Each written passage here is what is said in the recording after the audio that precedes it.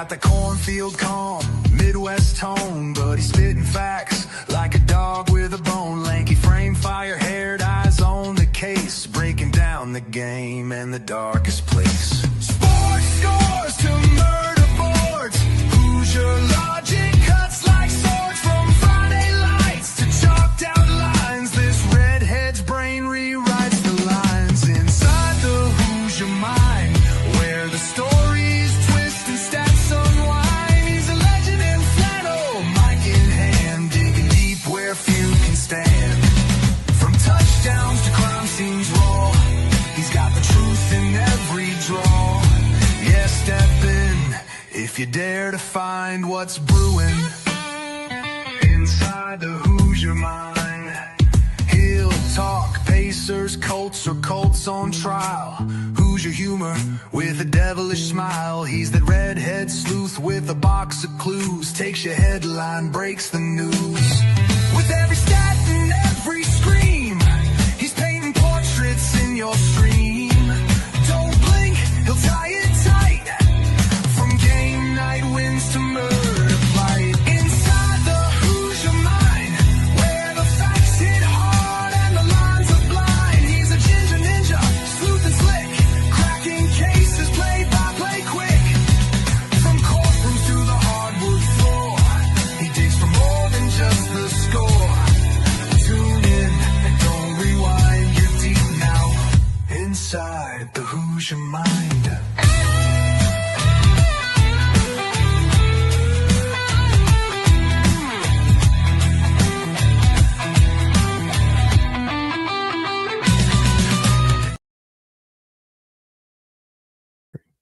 There we go. All right. What's up, everyone? Welcome into Inside the Hoosier Mind, brought to you by Military Broadcast Radio, helping give veterans a voice. And my newest sponsor, right over here to my right, well, you're right, my left, technically, Gunfighter Beard Company. And the really cool thing about this is when I reached out to Gunfighter Beard Company to see if they would be willing to sponsor me, he gave me complete and total free reign to pretty much say however I wanted to say as far as giving his product an honest review. And I will say his product is absolutely fantastic. For anybody who knows me, for anybody who has watched the show, or if you're new and you want to know more about this, random Air Force guy that does a sports podcast who has a beard, when I was growing up, couldn't grow a beard at all, had no facial hair, absolutely nothing. And then I joined the military, and then of course wasn't allowed to have facial hair. Wasn't allowed to have facial hair for 8 years. Then I get out, come to find out I can actually grow a pretty decent beard. And while that's happening, I have no idea how to take care of this thing. Like, I had never heard of beard oil. I've never heard of beard balm, butter, beard wash, beard conditioner, like none of that. And at the time, too, it was still pretty relatively new. It hadn't really hit like a big mainstream market yet. And so I got really lucky as I started to grow mine out, started to do more research. I was able to find a few different beard companies, and Gunfighter Beard Company stuck out to me the most because he is a Marine Corps veteran out of South Carolina. He makes absolutely fantastic stuff as far as beard care goes. He also has skin and tattoo balm, different products for that. He also has stuff for the missus. If you want her to smell pretty, they have like different wax melts. They have different type of body serum, stuff like that. And he has a wide variety of scents. He's got like novelty stuff. You can smell like famous candies like Sour Patch, Jolly Ranchers. You can even smell like Krispy Kreme donuts. He even has his own custom scents that he does. One of them that I use is called Daydream. It's like smoked lavender, vanilla, and tangerine. Absolutely fantastic. And then he also has famous cologne scents too. So a lot of the big name brand colognes that you're probably into, like Aqua di Gio, all of those different types of brands. He has beard picker products that mimic those and smell just like them. So definitely check them out. Gunfighter Beard Co. Gunfighterbeards.com is for all of his products and whatnot. So big shout out to them. Appreciate you guys for willing to sponsor me and willing to take a chance on me nonetheless. But for the actual meat and potatoes of the show, though, nonetheless, college football, unfortunately, is over for the season. And as we're sitting here, believe it or not, even though the season is over, we still have drama happening in college football, even though it's been over now for about 2 weeks. And it's something that, if you're new to the show, we've actually talked about before. If not, that's perfectly okay because I'm going to kind of go back over it now. And it's the fact that the college football landscape right now is essentially a wild west of how everything is handled. Now, one of the things that I believed was true until I did a little bit of research, also listened to a couple guys that are also really big into college football, one of them being Joel Klatt. And I know some people have a hit and miss opinion on him, and I can see why. But I did really like his in-depth analysis as far as what happened with Dabo Swinney and his linebacker, Luke Farrelly. Luke Farrelly was a transfer from Cal, actually committed to Clemson after, Dabo finally dabbled in the transfer portal. And Dabo has not been a fan of doing that at all. Dabbles in the transfer portal. Luke Farrelly is actually contacted by Pete Golding, the head coach of Ole Miss, to see if, hey, we know you just signed, we know you're just there, but what's your buyout? And for a lot of people who, like myself, I criticize Dabo Swinney a lot. I like Dabo Swinney. I respect the fact that he's an old school college coach. He's been at Clemson for a really long time. He's had a lot of success there at Clemson. I can't take that away from him at all. But it really does make me wonder with him because, you finally dabble in it, you get a guy, he commits, and then he decommits and he goes somewhere else because of the money being more. So I'm going to play the clip that Dabo had as far as his interview, his explaining his part, and he does say that this isn't just him being Clemson and being upset, but you listen and then you tell me what you think. Take a look. My proposal is that everybody gets one free transfer with no consequence. Players whose head coaches leave or the head coach is fired may also transfer without a consequence. If you graduate, you can transfer without a consequence. For all other instances, players must sit one season following their transfer. This would mitigate, not eliminate, but this would mitigate the tampering and again, in some cases, the extortion with agents trying to renegotiate every single year. However, I want to say this. Any player who does have to sit a year, they can have that year of eligibility back reinstated upon graduation. This would incentivize graduation and minimize this 3-4 time transfer situation that to me is plaguing college football. So Dabo does have a point in this. And again, where this all started is because of his linebacker, Luke Farrelly, committing and then leaving. And we'll go through a quick little kind of day by day situation as far as what happened.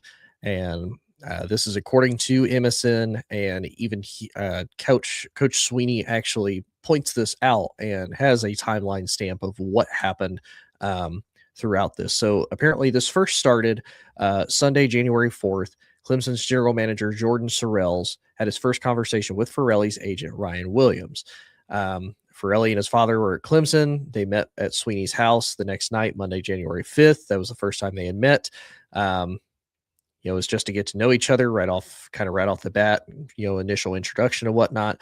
They had also just come from Ole Miss. And, Coach Swinney kind of asking, how'd it go? He said, not good, said it was a mess, unorganized, it was chaos. Building was a mess. Nobody knew what was going on. And that is fair because at the time, Ole Miss was still trying to figure out, okay, do we have Lane? Do we not? What coaches are going to be here? What coaches aren't? Are they staying? Are they going? So that does track as far as probably the initial perception of Ole Miss looks like a mess right now. So that sounds about right. And so Coach Swinney said then he was looking forward to having him on campus for an official visit. Following day, Tuesday, January 6th, it's the official visit. They start at 2:30 p.m., given an offer to join the program, and said that they verbally accepted the terms of the offer. It's important to note that Swinney was only looking for one linebacker this transfer cycle since he believed that he already had his guy and canceled remaining visits from other linebackers. We're going to take one, so we got our linebacker, he said. We canceled all visits of all the other guys that we were going to schedule to come in throughout the rest of the week because we're done. Now, this is also on par for Coach Swinney because Coach Swinney has never really been big into the transfer portal, and he's not even really been big when it comes to dealing with his recruits and whatnot. because with his recruits, you have this I appreciate everybody watching, by the way. You have this guy that he's very, very committed to Clemson. Coach Swinney has been big. Like, if you're not committed to Clemson, he really doesn't. I'm not going to say he doesn't want to have anything to do with you, but if you even entertain wanting to go somewhere else after that, he's been known to revoke scholarships, cancel deals, whatnot. So this does track for who Dabo Swinney is and how he operates. Wednesday the 7th, so the following day, Swinney said that Ferrelli and his father left to go back to California. However, before that, he signed his financial aid agreement with Clemson. This essentially meant that he had everything handled to be a student come the beginning of the following week. January 11th, he officially moved to Clemson on that day, had an apartment rented, buys a car, was also in class for that week. He was training with the team, was in team positions meetings during this time. January 14th, Sorrells is called. So the Clemson general manager is called by Williams, Ferrelli's agent, on Wednesday night, who speaks to him about how Ole Miss has been coming hard after Ferrelli. He said, "Are you talking about the same Luke that's been enrolled at Clemson, that's been in class, that's moved here, and that's signed with Clemson?" Swinney detailed. Williams confirmed. However, the agent assured Sorrells that Luke had no intention of leaving Clemson. He just wanted to keep the program in the know about the situation, which might necessarily be fair. However, the way that I would also approach this is that he's probably letting them know, hey, I'm probably getting other offers. Like, this school is still coming after me. Like, what are you prepared to do about it to try to keep me more than anything? Which on Clemson sides, I get, because you already agreed to everything. You're already enrolled. You're already starting everything. Like, what do you mean? What are we willing to do for you? You already agreed to do this. On the other hand, if you're a kid like this who is obviously very highly sought after, and you have another college or a program that is willing to pay more to get you, for a career and for a game that is very limited, you have to entertain it, right? Like, you've got to at least hear them out. So I would kind of get both sides on this. And then on the 15th, Sorrell tells Coach Swinney about the conversation that following morning. Clemson head coach then makes a move telling the general manager to reach out to Austin Thomas, who is Ole Miss's general manager. He wanted to give head coach Pete Golding a warning because all the pieces moved from the Lane Kiffin situation. Golding was the head coach for about 6 weeks at the time. I said, you reach out to the GM. I'm going to give him some grace, let him know that we know what's going on. All right. Swinney then told Sorrells that if the Rebels do not cease communication, Clemson was going to turn him in. Of course, this continues over text, said the same morning again. But then apparently Pete just does what he does, quote unquote, from Coach Swinney.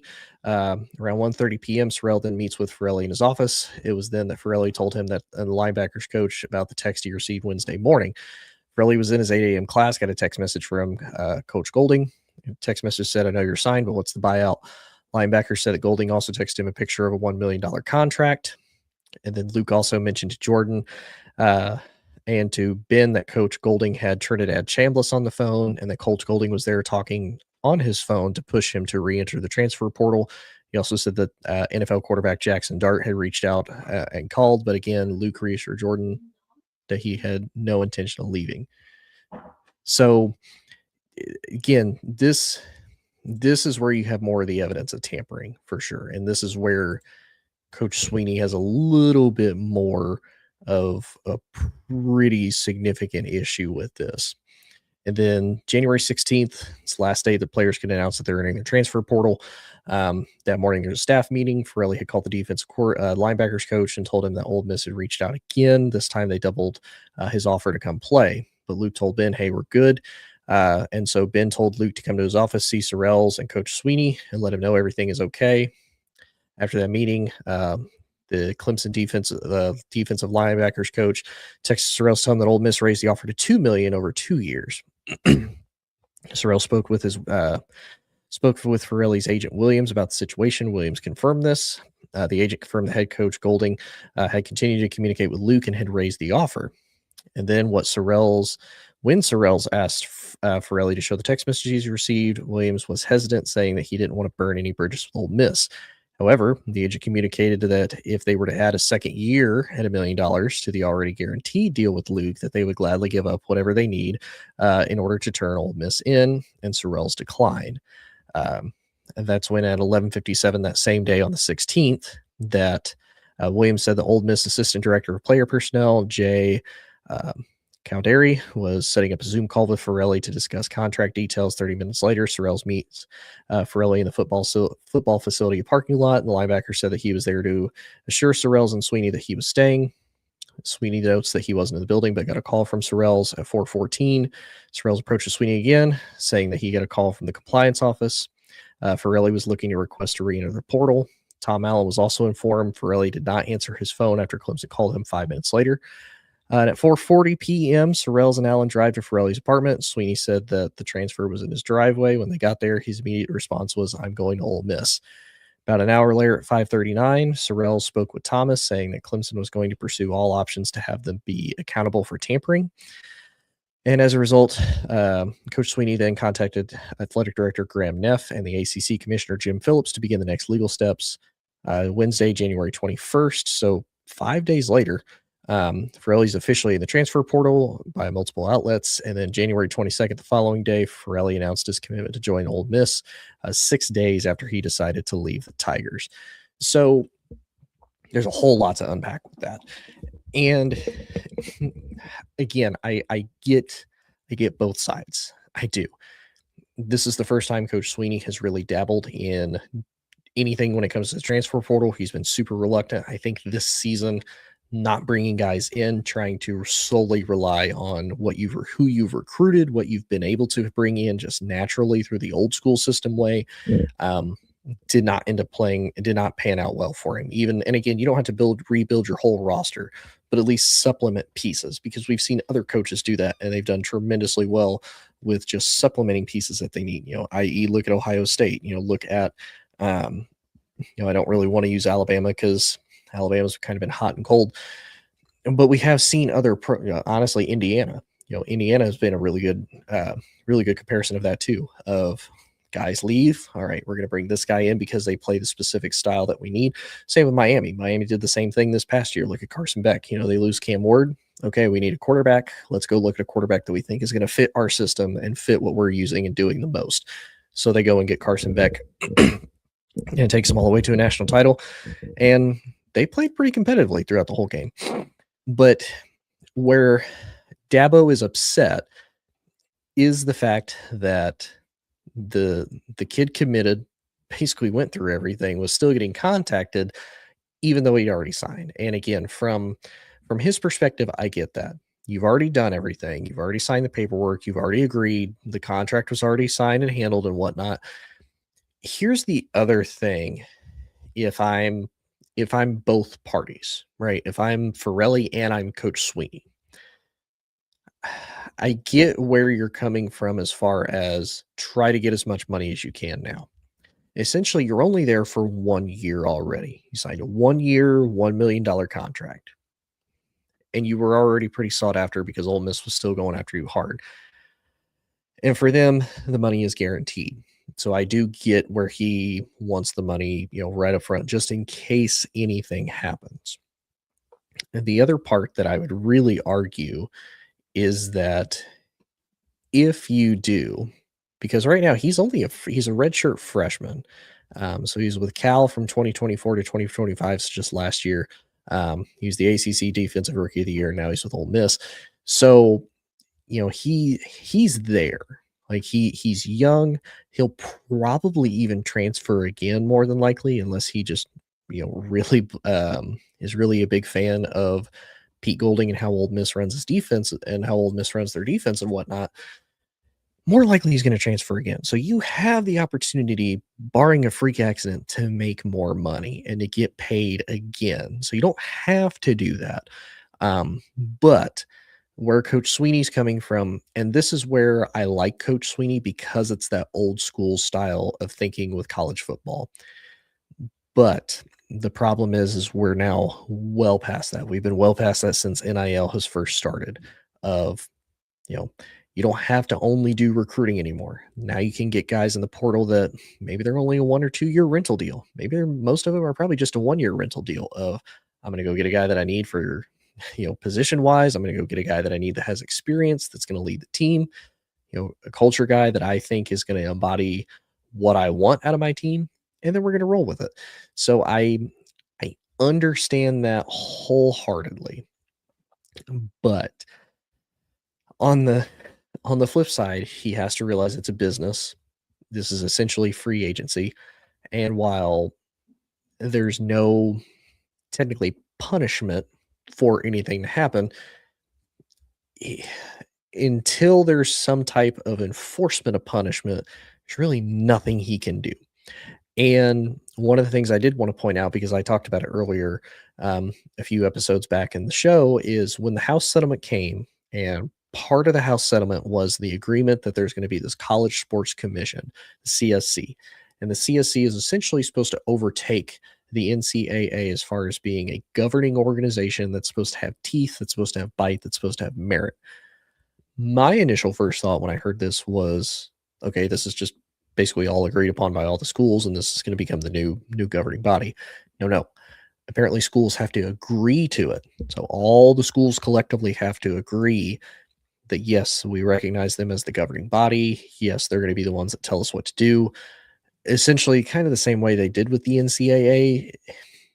I'm not going to sit here and say how that came about, because I honestly don't know, and I'm not going to speculate either. But essentially that's what they would have to do with the CSC is, you agree to do it.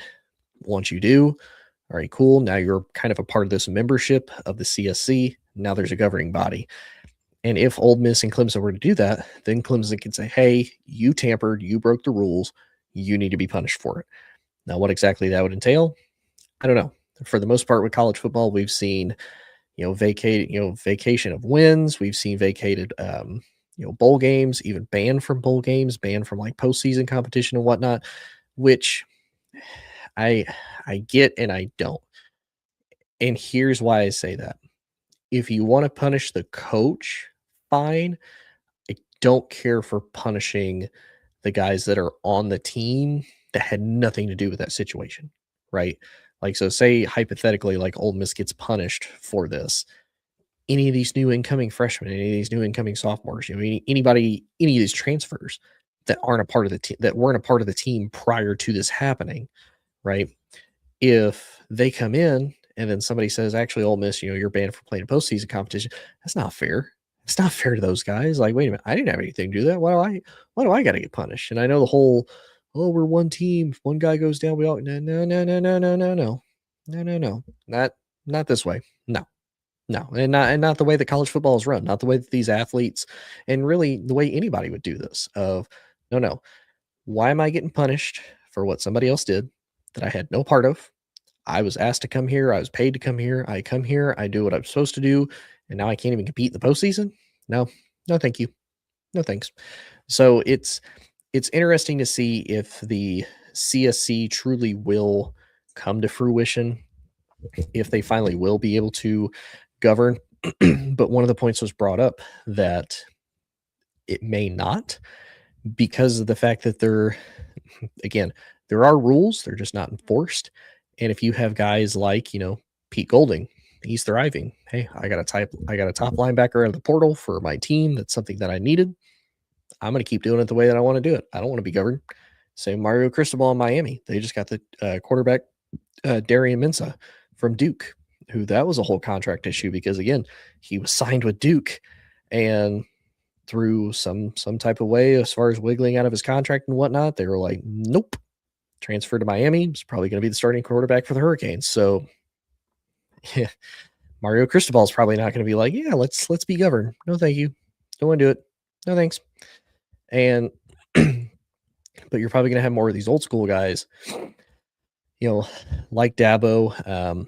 I know Mike Gundy unfortunately hasn't been hired yet, but Mike Gundy's kind of one of those old school guys, who, again, I appreciate the old school coaches because they want to keep college football the way that it has been prior to the NIL, as far as, if you commit to a place, you stay there. all of these different things, but unfortunately, that's just not going to be the case.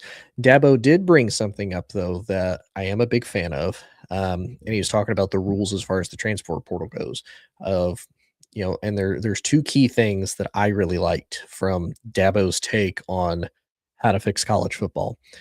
The first and foremost is the education. Now, I have done a couple interviews with, NFL agents, scouts, everybody like that, as far as what do they feel about the education part. And one of the gentlemen actually brought up something that I thought was probably the best advice of it's a very old school way to think that now you have to have the degree, you have to go to school to be educated. And I know for some people, like, oh, it's not really a new way of thinking. You can be smart and not have gone to college. You're absolutely correct. You can you can make millions, you can be a content creator, you can do anything. Don't have to go to school for it. You just either have to get one really lucky. A lot of it, even a lot of famous content creators have admitted you got to be really lucky, and you got to be able to you have to know how to appeal to your audience. You have to know how to sell your product, and that was something that was brought up. Of, yeah, completely lost my train of thought there. I was like, man, I'm on a roll, and it's gone. But you have to be educated, but it doesn't necessarily mean that you have to go to school for it. And for some of these guys, hey, be educated in business. One of the greatest things that Charles Barkley said that he ever learned from Michael Jordan was, stop trying to do like all this weird stuff, like invest in stocks, like invest in these brands, so that way you make money in it in the future. He's like, what are you talking about? And then he did it. You're going to find out that was the greatest advice he could ever hear. So, but I do like, though, the commitment to at least getting a degree, having the education, having the networking more than anything. If that's one thing I learned from primarily being in the military myself for 8 years, as well as I know now I'm going to online school, so it's not the same. Network, go talk to people, go see what people do, go see who people are, just have conversations, because networking can play a huge role in, who knows, maybe you get hired on, maybe you get asked to help with somebody's business, maybe you get hired on or asked to, do this project for somebody or for somebody's company or anything. You never know what's going to happen as far as networking goes. So I do agree with trying to keep the stability. The other thing I would say too, as far as keeping kind of discouraging the transfer portal, really for the coaches and the programs both, is okay, now I don't have to worry as much of what does my roster look like in the long-term future. Because, okay, you can leave and then you have to potentially sit a year, which that's the only thing that I'm hit and miss about. And the reason why I say that is, yes, we've seen guys do that in like the really old school college football way, probably 10, 15-ish years ago, before the transfer portal was more, lenient. Of, yes, you can transfer, but then you have to sit a year. That's good and bad. It's good because, okay, you can leave where maybe you just don't feel happy, maybe you don't feel appreciated, maybe you want to go get another opportunity and whatnot. But it's bad in the sense of, and for any of my athletes that they definitely know better than I do, the next man up mentality. And you never know when that next guy is going to break out. And then, yeah, I came to Ole Miss, like I'm going to be the starter. And, oh, hey, you have to sit out a year. You have to wait. Okay, well, this young kid, all right, kid, you got to fill in the meantime. Maybe he turns out to be an absolute stud. It's like, all right, well, we're going to keep riding with him because he's younger. He's got the hot hand. We're going to keep running with him. Sorry, man. You can be the backup, though, or you can be a depth guy or a rotational guy. And some guys are okay with that. Some guys will adapt. Some guys will adjust. But that would be really my only issue is there are so many great young athletes now, and there's so many guys that are hungry, that are starving to be the next big star, to just get an opportunity to prove their worth for these teams. And so if you transfer and you have to sit, man, that really stinks. But I do like his counter, though, of, if you sit, you don't lose that year of eligibility, which, again, I appreciate. But again, if you're that guy that this happens and maybe you just get a bad luck at the draw, you try it again, or you just never have it happen, whatever the case may be, it's like, you may never get that shot again. And then at that point, it's like, all right, why do I keep doing this? I keep transferring. I have to sit and then I have to wait. And heck, who knows? We may end up having guys that are, almost in their 30s, still playing college football because, I transferred, but I still have that year of eligibility.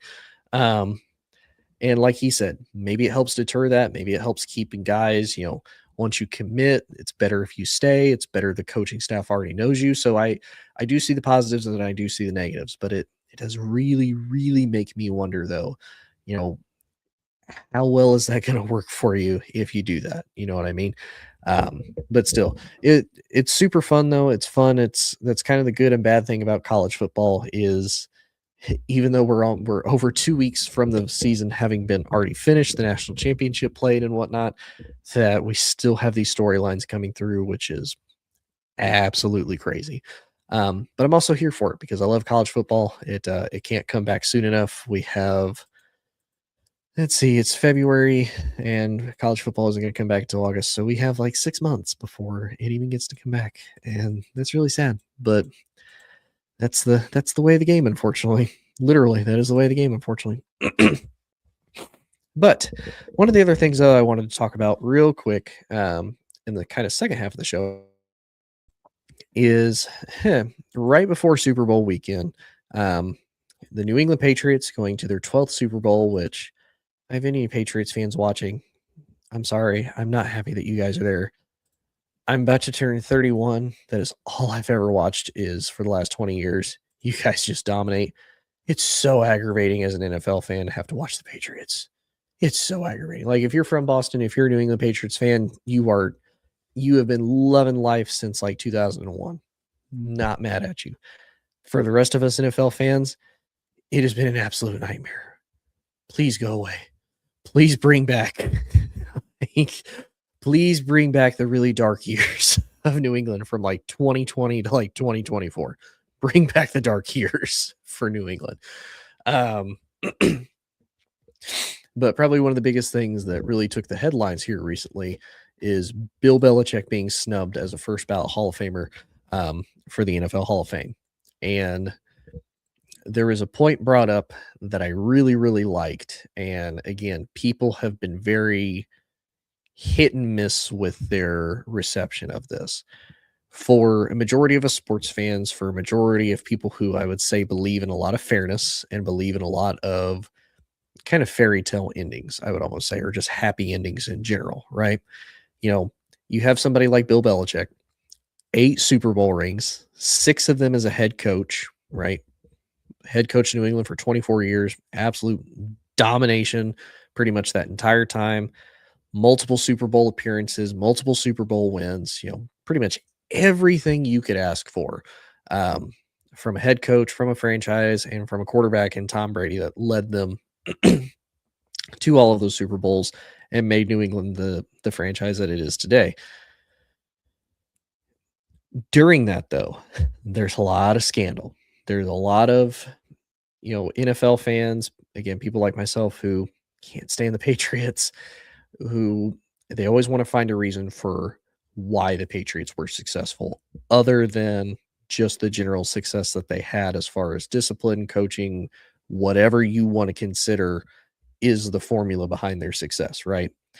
And, a few of the scandals that they had, everybody was really happy that New England got punished for it because you had Spygate 1, then you had Spygate 2, and then you had Deflategate was the last one. So 3 really big ones where New England lost draft picks, they lost compensation, they had a whole bunch of stuff. Tom Brady was suspended for the first 4 games, all these different things that happened with New England, and it all happened under Belichick. It all happened under Belichick's watch.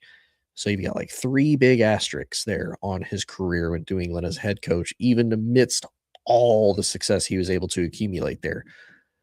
And on the flip side, people kind of do the same thing with Kansas City. People, if you're an NFL fan, you kind of hate dynasties.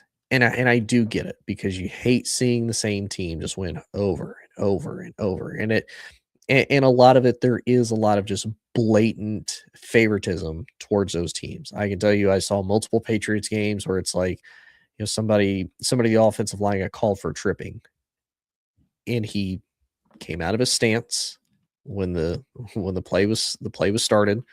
Not an offsides, not a false start, nothing like that. Jump back. The guy ran. He's trying to rush the passer.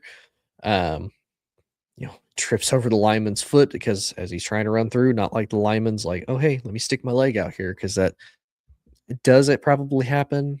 Yes. Realistically, with the inside guard, no, he's just trying to stand there to get his footing to try to, overpower the defender to keep his quarterback from getting hit. And I watched 2 plays in a row.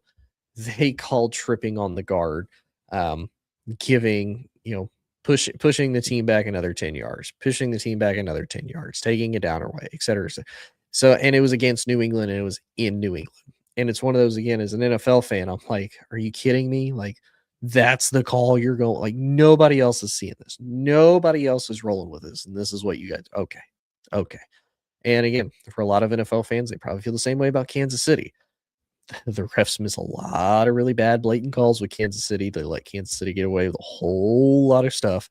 And Kansas City Chiefs fans probably argue with me. No, they don't. You see it one way, I see it the other. And that's perfectly okay, because you're going to see it, as a Chiefs fan, and you may see it like, it's not that bad. Same thing for me as an NFL fan. I'll be like, it's not actually bad. No, that was an awful call. No, that was holding, bud. Like, it is. It's a fun little back and forth cat and mouse game. That's always thrown out there. Now, as far as Bill not being a first ballot Hall of Famer, the theory and the rumor is that his 1 year being out of it so far, his first year of eligibility, they said no, they denied him. So now he has to wait until next year before potentially being able to be entered in, is supposedly punishment for all the issues and all the Deflategate and everything like that happened. So I get it. I don't necessarily agree with it, because to me that kind of reminds me of like double jeopardy, because New England was already punished for this once. Now you could probably make the argument, well, that's just New England as the franchise. Okay, well, Bill Belichick being the head coach and technically the GM with that, lost picks. I believe they were fined money on top of it as well. He's always going to have that on his record. Now, albeit he's done so well that overshadows that, which I think probably truly upsets people, because they may not feel that there was enough done to truly punish him for that, which to each their own type of feeling. But to me, this kind of feels like double jeopardy of if you didn't feel like he got it based off of purely qualifications, okay, sure, I can see that.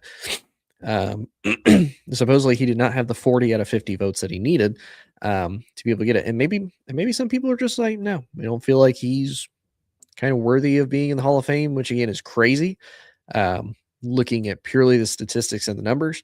Now, one of the things that a good buddy that we work with, Randy, brought up is they're doing this now to Bill as the head coach. And Randy's not a Patriots fan or a Bill Belichick supporter by any means, but he acknowledges what Bill was able to do and the success that Bill Belichick had, same as myself.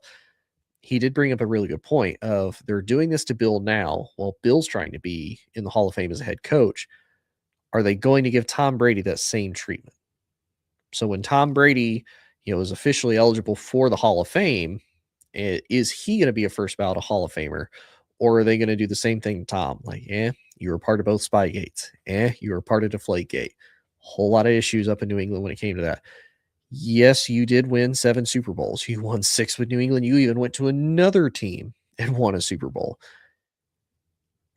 Will they do the same thing and make him wait a year prior to being able to get in? I don't know. I don't think they will, but that is kind of the interesting, I would almost say, hypocrisy of it, of you will probably punish the head coach, but you may not punish the quarterback, who was, I'm not going to say is equally guilty, but is equally a part of the franchise and the situation just as much as the head coach is. And we even saw just a little bit ago, I saw the announcement that Robert Kraft also is not getting into the Hall of Fame, at least his first eligible year. But somebody like Jerry Jones has already been in. He's been in for a couple years now. So, and I think that's where people also get frustrated is you see somebody that I'm not going to say people don't think that Jerry Jones isn't qualified to be in the Hall of Fame, but when you do like a resume stat comparison of, Jerry's had a lot of success. He's on the team since 1989. They went to 3 Super Bowls with Jerry. They won 3 Super Bowls with Jerry, but he's never been back since in 30 years. Robert Kraft purchases New England back in 1994.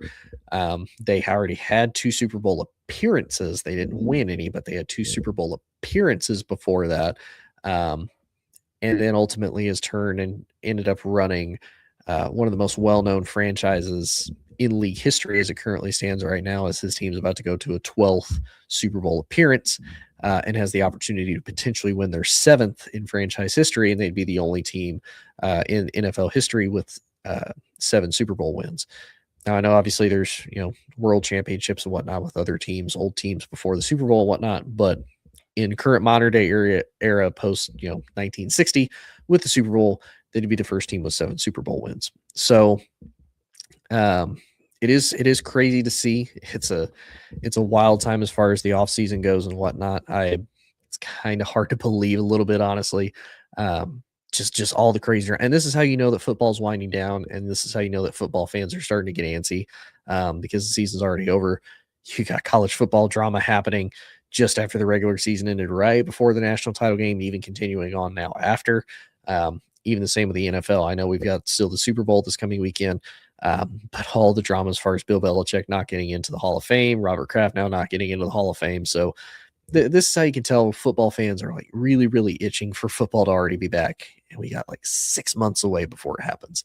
But this is also where we're going to see coming probably about April. You'll start to see more highlights as far as the draft goes. You'll even see college guys start to help out with the NFL drafts of like, hey, this is what we think this guy's going to be. This is where we think he'd fit best. This is what team we think he'd go with.